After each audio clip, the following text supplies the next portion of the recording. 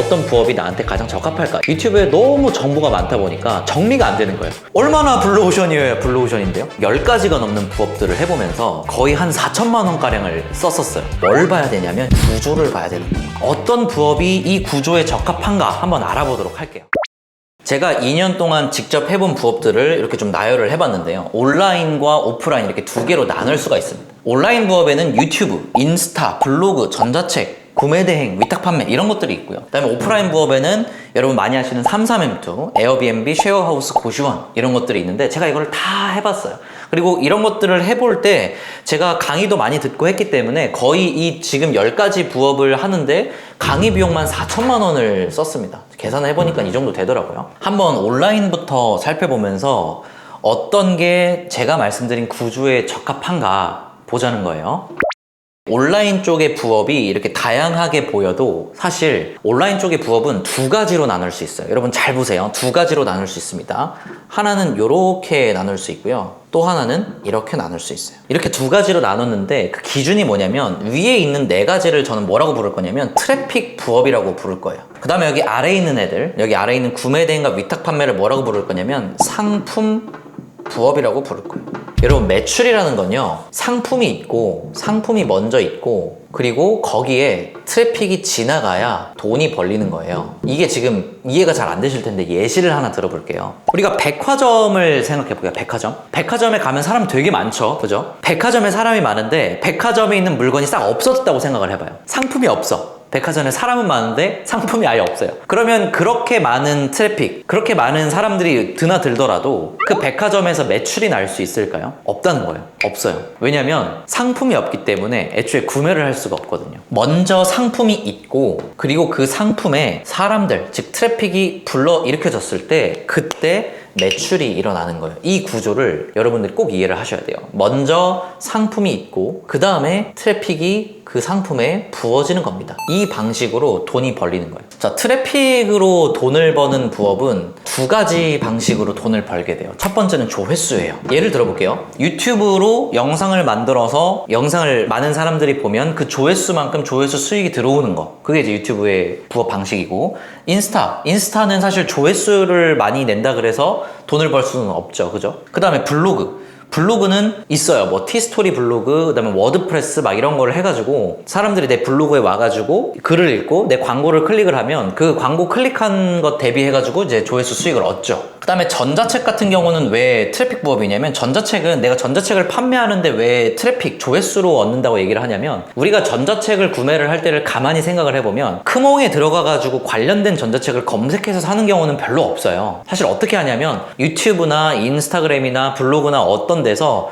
영상을 보고 글을 보고 그리고 전자책 구매 링크가 있으면 거기서 들어가서 사는 경우가 대다수지, 사실 우리가 크몽에 들어가가지고 무슨 전자책 이렇게 검색을 해가지고 사는 경우는 없다는 얘기죠. 그래서 전자책은 조회수 대비 수익이라고 봐도 과언이 아니에요, 사실. 그래서 트래픽 부업으로 뺀 건데, 이 조회수로 돈을 번다는 게 굉장히 쉽지 않습니다. 일단은 내가 투입하는 시간 대비해서 돌아오는 수익이 너무 적고요. 그래서 유튜브 조회수 수익 뭐 이런 거 검색해 보시면 되게 터무니없는 수익이 많아요. 제 채널의 수익도 터무니없습니다, 조회수 수익으로 따지면. 추가적으로 조회수 수익은 유튜브 정책의 영향을 너무 많이 받아요. 유튜브나 다른 기타 정책의 영향을 너무 많이 받는다는 거죠. 만약에 내가 조회수 1원당 뭐 10원을 원래 받았었는데, 그래서 내가 월에 한 100만 원, 200만 원씩 벌었었는데 유튜브에서 갑자기 절반으로 깎아버리면 나는 갑자기 수익이 다음 달부터 갑자기 절반으로 줄어들게 되는 상황이 발생을 하는 거죠. 너무 외부 요소에 의해서 결정되는 게 많다라는 거예요. 그러면은 이제 트래픽 부업에서 또 다른 영역으로 돈을 벌 수 있는 게 뭐냐면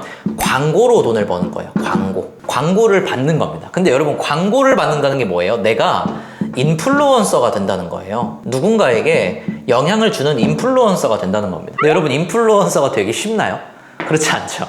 인플루언서가 된다는 거는 어느 정도 좀 타고나는 영역도 있는 거예요. 여러분 인플루언서 보셔서 아시잖아요. 그 사람들이 막 엄청 열심히 노력을 해가지고 인플루언서가 됐나요? 노력은 기본인 거고 어느 정도 타고난 부분이 있는 거죠. 그래서 인플루언서가 된다는 건 우리 초보자분들이, 이 영상을 보시는 분들이 이거를 의도해서 따라하기에는 어렵다 라고 볼 수 있는 겁니다. 그래서 요거는 안 되고 조회수 수익도 현실적으로 어렵다라는 말씀을 드리는 거예요. 그래서 트래픽 쪽에 있는 부업, 트래픽 부업으로 분류되는 것들로 우리가 부업을 시작하는 게 좋지 않다는 거예요. 구조적으로. 장기적인 구조로 봤을 때는 적합하지 않다. 그래서 어떤 부업을 해야 되느냐? 바로 이 상품 부업을 해야 된다는 겁니다. 여러분, 상품 부업을 먼저 하셔야 되는 거예요. 그래서 상품이 있고 여기에 트래픽을 이용해서 사람들이 지나가게 만들어야 되는 거예요. 예를 한번 들어볼게요. 얼마 전에 TMF 사태 있었죠. 조금 시간이 되긴 했는데 TMF 사태 때 되게 큰 사건이었잖아요. 그때 누군가는 TMF 사태라는 그 이슈, 그 트래픽을 이용해서 누군가는 돈을 벌고 있었어요. 어떻게 돈을 벌고 있었느냐? 당근마켓에다가 이런 식으로 글을 올립니다. TMF 사태 너무 힘듭니다.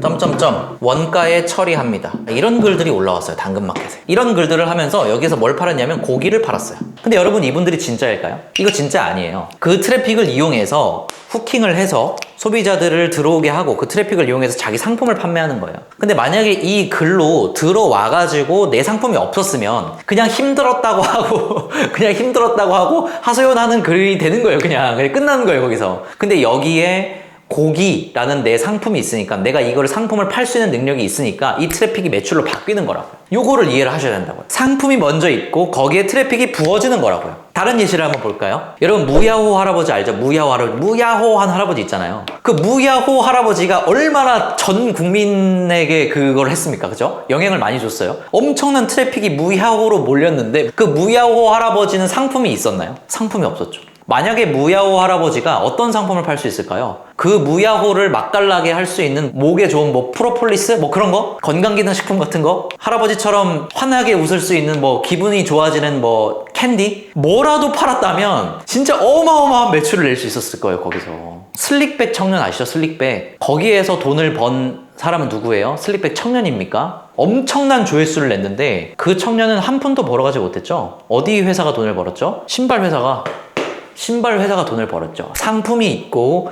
거기에 트래픽이 부어졌을 때 매출이 일어난다는 거예요. 그래서 우리가 부업을 먼저 할 때 아마 보고 계시는 분들은 내가 트래픽을 불러올 수 있는 능력도 없고 상품을 팔 수 있는 능력도 없으실 거예요. 어떤 것들을 먼저 해야 될까를 고민을 하신다면 무조건 상품 부업을 먼저 해야 된다는 겁니다. 명심하셔야 됩니다. 상품이 있고 거기에 트래픽이 부어지는 거예요. 먼저는 상품인 거예요.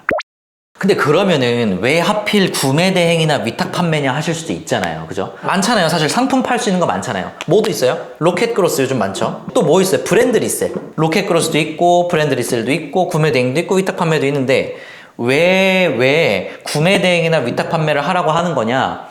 일단 여러분, 로켓크로스는 사입이에요. 내 자본금 2천만 원, 3천만 원을 들여가지고 재고를 내가 안고 판매를 하는 거라고요. 그러니까 초보자가 하기에 너무 위험하다고 생각을 하는 거예요. 저는 개인적으로. 초보자가 어떻게 처음부터 재고를 져? 재고를 안 지는 것부터 시작을 해야죠. 재고를 안 지고 판매를 일단 해보고 내 판매 매출과 내 판매량이 어느 정도 데이터화가 됐을 때 그 다음에 사입을 해오면 되죠. 그죠? 그래서 이건 너무 초보자가 먼저 들어가기 위험하다고 생각이 들고, 브랜드 리셀은 뭐냐면 나이키나 뭐 이런 말 그대로 브랜드 제품을 내가 저렴한 가격에 떼와다가 좀 높은 비싼 가격에 파는 거예요. 근데 이 브랜드 제품을 사는 사람들은 여러분들 때문에 사는 건가요? 아니면 브랜드 때문에 사는 건가요? 브랜드 때문에 사는 거죠. 무슨 얘기냐면 이 브랜드 때문에 구매를 하기 때문에 브랜드 리셀 하는 분들은 상세 페이지를 예쁘게 만들 필요도 없고요. 뭐 썸네일을 예쁘게 만들 필요도 없고, 그런데 소요가 안 들어가요. 그래서 되게 좋게 들리실 수 있겠지만 그게 안 좋은 거예요. 왜? 온라인 셀링에 대한 본질적인 능력은 내 상품을 가지고 고객들에게 소구하고 고객들을 후킹하고, 그리고 후킹한 거를 바탕으로 고객들에게 설득하고, 그렇게 돼서 고객을 구매시키게 하는 게 온라인 셀링의 본질적인 능력이에요. 근데 브랜드 리셀은요, 그런 게 필요가 없다니까요. 그런 능력이. 결국 어떤 부분을 잡는 게 승리자냐면, 브랜드 리셀에서는 유통망을 잡는 게 승리자예요. 나에게 물건을 팔 수 있는 그 공급처를 찾으면 얘는 승리자예요. 왜냐면 물건이 없으면 못 파니까, 애초에. 그래서 온라인 셀링을 시작할 때 본질적인 능력을 길러야 우리가 장기적으로 좋은 구조를 만들어 나갈 수 있지 않을까요? 그래서 브랜드 리셀은 그런 부분에서 봤을 때 좀 온라인 판매에 있어서 본질적인 부분들을 학습하기에는 그렇게 좋은 구조는 아니다 라고 판단이 드는 거예요. 그래서 초보자분들이 하시기에는 구매 대행과 위탁 판매가 더 좋다라는 겁니다. 재고가 없으니까 리스크도 없어요. 그리고 내 상품을 내가 팔 수 있고, 썸네일이나 상세 페이지, 제품, 상품명들을 내가 다 결정하는 거기 때문에 온라인 판매에 대한 본질적인 능력도 향상시켜 나갈 수 있다. 거기에다가 매출의 상방도 열려있기 때문에 내가 장기적으로 탄탄한 구조를 만들어갈 수 있으면서도 또 얘네들로 계속 사입의 영역으로든 제조의 영역으로든 넘어갈 수 있는 확장성까지 갖추고 있는 게 구매 대행과 위탁 판매인 거예요. 그러니까 제가 지금도 중국 구매 대행 열심히 하고 있고 전 농산물로 위탁 판매를 열심히 하고 있는 거예요. 이런 이유 때문에. 자, 그럼 여기까지 하면은 이런 구조적인 필터링을 거쳐가지고 온라인 쪽 부업에서는 구매 대행이나 위탁 판매를 하면 되겠구나 라고 여러분들이 이해가 되셨죠? 이렇게 구조적으로 먼저 필터링을 해놓고 그 다음에 장단점이 있는 거예요. 그 다음에 블루오션, 레드오션이 있는 거예요. 그게 2차 필터링이라니까요. 그러면 두 개의 장단점을 한번 비교를 해볼게요. 일단 구매 대행이나 위탁 판매나 장점은 뭐가 있냐면 재고를 안 둬요. 그게 제일 큰 장점이에요. 내가 리스크가 없다. 초보자가 처음 시도해서 성공하는 게 더 이상한 거예요. 어떻게 보면은. 왜냐면 초보자니까. 그러니까 초보자는 실패하지 않는 게 되게 중요한데 재고를 두고 판매하지 않는다는 점에서 되게 큰 메리트가 있다. 둘 다. 근데 두 개 다의 공통된 단점은 뭐냐면 나만의 상품은 없어요. 나만의 상품. 내 거인 것만은 없어요. 왜냐면 그 유통처가 다른 데도 다 주기 때문에, 소매로 다 주기 때문에. 그래서 내가 어느 정도 좀 자리를 잡고 효자 상품이 만들어질 때쯤에 그거를 보고 다른 판매자들이 똑같이 따라 들어오는 경우가 많아요. 그래서 내가 어느 정도 자리를 잡고 내 상표가 나오고 나만의 제품이 생겨서 내가 그 카피를 방어할 수 있는 수준이 될 때까지는 그게 한 6개월에서 1년 정도 걸리거든요. 그럴 때까지는 좀 다람쥐가 쳇바퀴 굴리듯이 계속 해줘야 되는 단점이 있긴 해요. 구매 대행이냐 위탁 판매냐 이 둘 중에서 선택을 가르는 두 개의 차이점은 뭐가 있을까 한번 봐보자면 구매 대행은요, 제가 하는 중국 구매 대행을 기준으로 말씀을 한번 드려볼게요. 중국에 있는 판매자랑 소통을 해야 되죠. 기본적으로 공장이랑 소통을 해야 돼요. 공장이랑. 외국에 있는 공장이랑. 그러니까 전화로 할 수 있어요? 전화를 못해요. 어차피 중국어 못하시잖아요. 그죠? 전화 소통이 안 되니까 어떻게 되냐면 채팅으로 해야 돼요. 근데 채팅으로 하다 보니까 그것만의 그 소통의 답답함이 있어요.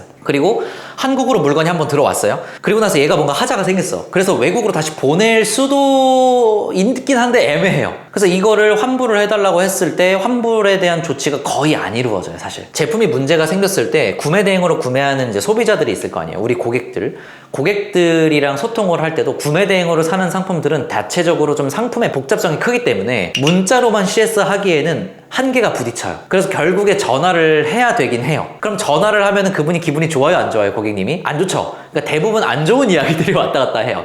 그래서 고객님한테 굽신굽신 해야 되고 죄송하다 해야 되고 고객님이 감정적으로 호소하는 걸 받아줘야 되고 그런 좀 단점이 있습니다. 대신에 구매 대행은 마진율이 한 25%에서 35% 정도로 좀 업계 표준보다 상당히 좀 높은 마진율을 가지고 있죠. 그런 단점들 때문에 위탁 판매보다는 좀 하려고 하는 셀러분들이 적어요. 그렇다 보니까 높은 마진율을 유지할 수 있는 거예요. 그거에 비해서 위탁 판매는 어떠냐면 공장도 한국에 있죠. 그러니까 제품이 문제가 생겨도 공장에 있는 뭐 담당자나 사장님과 바로바로 전화로 이야기를 할 수가 있고 조치를 할 수가 있습니다. 환불도 바로 배송을 보내면 되기 때문에 환불 조치도 되게 편하고요. 잘 해주세요. 그래서 공장 사장님이랑도 소통이 일단 편하고요. 제가 하는 뭐 과일 위탁 판매를 기준으로 말씀드리면 과일이라는 품목 자체가 그렇게 상품 복잡성이 크지 않잖아요. 그냥 뭐 상해 가고 뭐 조금 썩어 있고 패여 있고 뭐 이 정도기 때문에 사실 그렇게 복잡성이 크지 않아서 문자로 다 소통이 가능합니다. 그렇기 때문에 아무래도 고객님들과 전화로 해야 되는 그런 소요가 없고 그래서 그 감정을 들어줄 필요도 없고 상대적으로 CS를 하는 데 있어서의 그런 스트레스가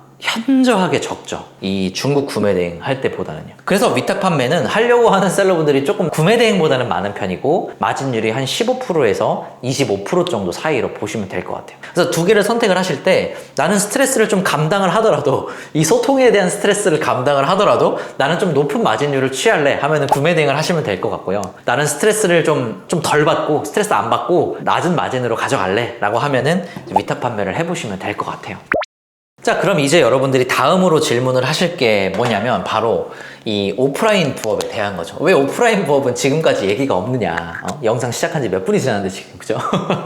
오프라인 부업은 되게 단순해요. 구조가 되게 단순하다는 거예요. 뭐냐면 큰 공간을 빌려가지고 이거를 시간적으로 쪼개든 공간적으로 쪼개든 어쨌든 쪼개가지고 판매를 하는 거예요. 이게 오프라인 부업의 전체 구조예요. 그래서 33M2, 에어비앤비, 쉐어하우스, 고시원 이렇게 갈수록 그냥 난이도가 높아진다 뿐이지 구조적인 특별한 차이가 없기 때문에 사실 이제 온라인 부업처럼 뭐 이렇게 나눠서 생각하거나 그럴 게 별로 없어요. 그냥 자본이 좀 더 들어가고 난이도가 좀 높아진다. 그 정도 수준이에요. 기본적인 구조는 이런 구조로 똑같다. 그럼 그랬을 때 여러분 초보자가 난이도가 가장 낮은 것부터 해야겠어요? 높은 것부터 해야겠어요? 당연히 난이도가 낮은 33M2부터 시작을 해보시는 게 가장 좋겠죠. 일단은 에어비앤비나 쉐어하우스 고시원보다 뭐 고시원은 억대가 들어가고 돈이 에어비앤비 쉐어하우스는 적어도 3천 정도는 들어가기 때문에 아무래도 33M2는 1,000만 원 정도로, 그러니까 소자본으로 시작할 수 있는, 근데 그러면서도 거의 비슷한 수익률이 나오는 투자처가 33M2이기 때문에 일단은 처음 초보자가 해보신다면 33M2만한 게 없긴 합니다. 에어비앤비 쉐어하우스는 투룸 이상을 구해야 되니까. 근데 33M2는 원룸에서도 가능하잖아요. 그러니까 매물 구하기도 좀 쉽고, 에어비앤비 같은 경우는 전대차 동의도 필요하고 주변 세대 동의도 필요하고 여러 가지 동의들이 많이 필요한데 33M2 같은 경우는 집주인 동의만 받으면 되다 보니까 초보자가 처음 들어가서 이 공간 임대업을 경험하고 작은 성공을 경험하기에 가장 좋은 게, 그렇게 성공의 기반으로서 사용할 수 있는 게 33M2다 라고 말씀을 드릴 수 있을 것 같고, 만약에 오프라인 쪽의 부업으로 먼저 시도를 해보신다면 저는 단연코 33M2를 추천을 드립니다. 그러면 이렇게 이제 말씀을 하시겠죠? 그러면 잘 들었습니다. 이제 온라인에서는 구매 대행과 위탁 판매, 상품 부업을 먼저 하고 그 다음에 트래픽 부업으로 넘어가든 말든, 그죠? 그 다음에 오프라인 부업에서는 33M2를 해야 된다라고 말씀을 하셨는데, 그러면 이제 온라인 부업과 오프라인 부업, 내가 둘 중에 하나 말한다면, 예를 들어서 뭐 위탁 판매를 하기로 결정을 했어요. 그 다음에 33M2 하기로 결정을 했단 말이죠. 그러면 이 위탁 판매와 33M2 두 개 중에 무엇을 먼저 하시겠습니까? 라고 질문이 나올 수 있겠죠. 여기에서 먼저 뭘 해야 되냐? 뭘 해야 될 것 같아요, 여러분? 뭘 해야 되냐면 33M2부터 먼저 한 다음에 그 다음에 위탁 판매를 하는 거를 추천을 드려요. 왜 그러냐면 여러분, 위탁 판매를 해도 어쨌든 판매를 하려다 보면 여러 가지 마케팅 비용들이 들어가게 됩니다. 마케팅을 해야 판매가 일어납니다, 실제로. 그래서 마케팅 비용이 들어가기 때문에 예를 들어서 광고비를 예를 들어볼까요? 광고비를 3만 원을 써요, 하루에. 그럼 광고비를 하루에 3만 원을 쓰면 월에 얼마 쓰는 거죠? 월에 90만 원 정도를 쓰는 거예요. 그럼 월에 90만 원이라는 건 부가세 포함하면 99만 원, 대충 100만 원 정도를 쓰는 거란 말이에요. 근데 이 위탁 판매를 하시게 되면 머지않아 내가 광고를 하게 될 날이 옵니다. 가까운 시일 내에. 그러면 하루에 광고비를 3만 원 정도씩은 써줘야 되는 게 아주 기본적인 단계예요. 이 정도 써주는 게. 근데 내가 지금 온라인에서 뭔가 딱 뚜렷하게 잡은 게 없는데, 그런데도 불구하고 내가 하루에 3만 원씩을 광고비로 쓴다라는 게 사실 쉽지 않아요. 그리고 광고비로 3만 원씩을 쓰면서 시행착오가 분명히 있겠죠. 그 시행착오를 내가 다른 데서 들어오는 현금 파이프라인이 없는 상태에서 요 100만 원, 월에 100만 원씩의 시행착오를 견뎌낸다는 거는 그렇게 생각처럼 심리적으로 쉽지 않아요. 그래서 뭘 해야 되냐면 33M2로 먼저 현금 흐름을 만드는 거예요. 33M2 한 2개 정도를 하는 거예요. 33M2를 한 2-3개 정도 하시면 여기서 150만 원, 요 정도의 현금 흐름이 만들어진다는 거예요. 그러면 여기에서 나오는 현금 흐름을 어디에 넣어요? 바로 온라인에 넣자는 거예요. 그래서 어떻게 돼요? 이 33M2 오프라인 부업 참 좋은데, 오프라인 부업의 단점이 뭐냐면 시간이 적게 드는데 단점은 소득의 상방이 정해져 있어요. 그냥 한 지점에서 나올 수 있는 수익이 딱 정해져 있어요. 그래서 그 이상으로 넘어갈 수가 없어. 내가 200만 원, 300만 원을 넘어서 진짜 1000만 원, 1000만 원 이상의 수익을 바란다면 오프라인 부업만 할 게 아니라 반드시 온라인 부업으로 넘어가 줘야 돼요. 그럼 온라인에서는 그 소득 상방이 뻥하고 뚫리는 거예요. 그래서 오프라인 부업에서는 이 소득 상방, 온라인에서의 소득 상방을 열 수 있는 성공의 기반을 다지고 충분한 현금 흐름을 바탕으로 해서 온라인에 뭐 광고비든 마케팅비든 아니면 뭐 강의 비용이든 무엇인가로 어쨌든 투자를 해가지고 이 온라인에서 소득 상방을 열자는 게 제 생각인 거예요. 되셨죠? 저도 처음에 과일 위탁 판매를 언제 시작했냐면 얼마 전이에요. 24년도 4월에 시작했어요. 24년도 4월에 시작해서 지난 11월에 2억 8천만 원의 매출을 달성을 했거든요. 어떻게 하면 그럴 수 있었냐면 저는 그때 33M2에서 한 500만 원 정도의 현금 흐름이 빵빵하게 들어오고 있었습니다. 500만 원 정도의 현금 흐름이 들어오다 보니까 저는 그 시절에 정말 가장 잘한다는 분의 강의를 수강을 했고요. 그분에게서 모든 노하우를 다 흡수를 했고 마케팅에 공격적으로 투자를 할 수 있었어요.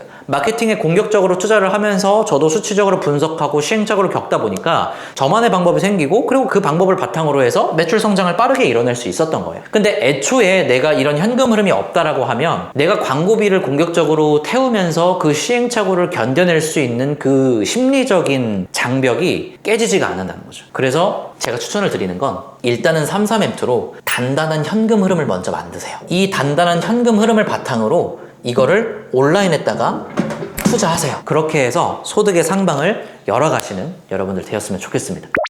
자, 오늘 내용들 되게 사실 본질적인 부분부터 해가지고 제가 지난 2년 동안 한 4천만 원? 강의비로는 한 4천만 원 정도 쓰고 10가지의 부업을 해보면서 내가 진짜 처음부터 시작을 한다면, 내가 지금 완전 제로인 상태에서 처음부터 시작을 한다면 처음부터 이 구조를 딱 깔고 내가 시작을 했겠구나. 이런 거 저런 거 막 하는 게 아니라 진짜 딱 이거 여기에 몰두를 해서, 지금은 제가 2년 만에 이런 성과를 이뤘지만 내가 만약에 이렇게 했다면 1년 만에도 할 수 있지 않았을까? 이런 생각을 요즘엔 많이 해요. 이 영상을 보시는 여러분들은 그런 시행착오가 없기를 바라는 마음에서 영상 만들었으니까요. 영상이 마음에 드셨다면 좋아요 한 번씩 부탁드리겠습니다. 네, 오늘도 영상 시청해주셔서 감사드리고요. 행복한 하루 되세요.